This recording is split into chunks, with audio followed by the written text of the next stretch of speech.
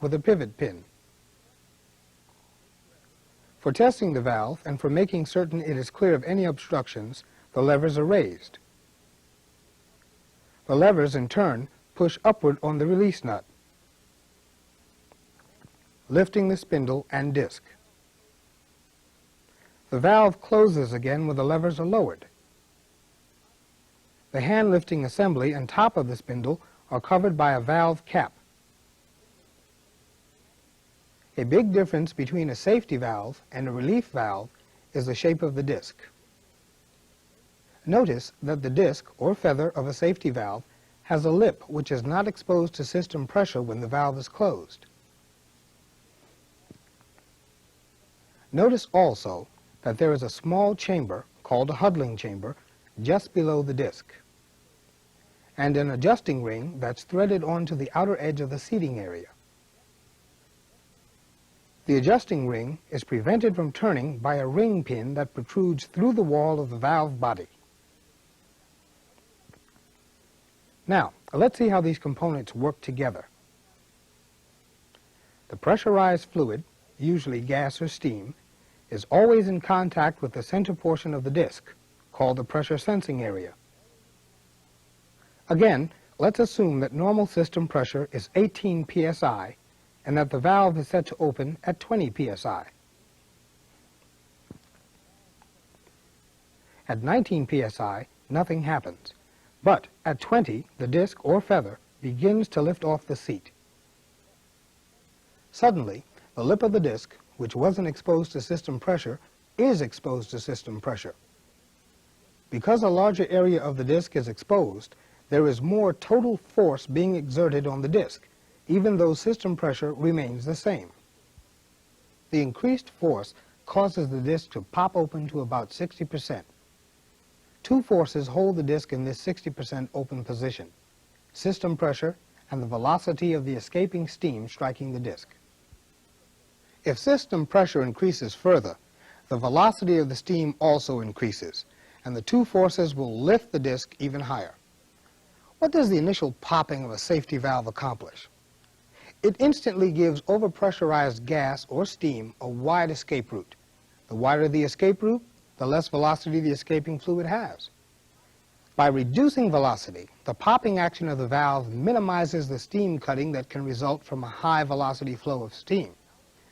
So, now we know that there's a major difference between the way a relief valve opens and the way a safety valve opens.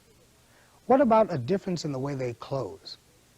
Again, here's our safety valve, still in its fully open position.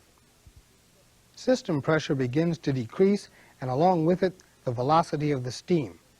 Spring tension begins to regain the advantage, pushing the disc downward. Now system pressure is at the point where the valve first opened, but because the lip of the disc is still exposed to system pressure and steam velocity, the valve remains open.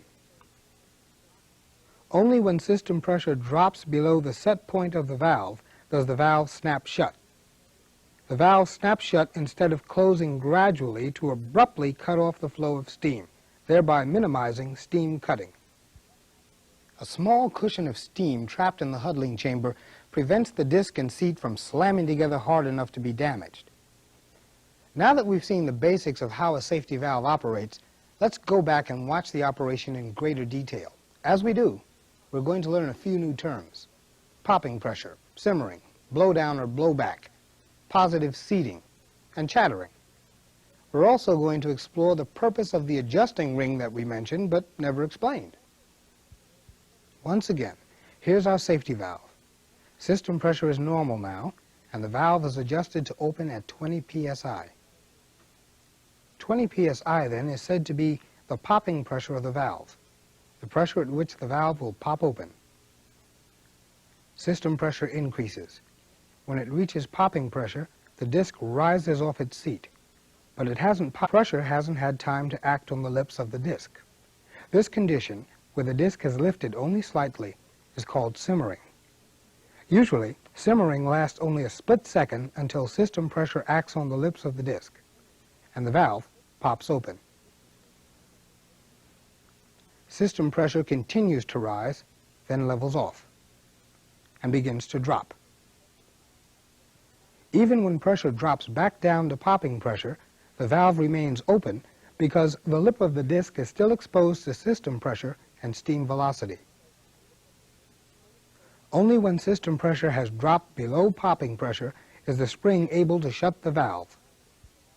When the disc is firmly in place against its seat, we say that the valve has positive seating. Positive seating is important to ensure that there is no leakage. The difference between the popping pressure and the positive seating pressure is called the blowdown or blowback of the valve. In our example, the popping pressure is 20 psi. Positive seating occurs at 19 psi. So the blowdown of the valve is 1 psi. Why is blowdown important in a safety valve? Well, let's consider a case where the popping pressure is 20 psi and the positive seating pressure is also 20 psi. When pressure reaches 20 psi, the valve simmers and lifts and continues to rise as pressure increases. When pressure drops back to 20 psi, the disc returns to its seat.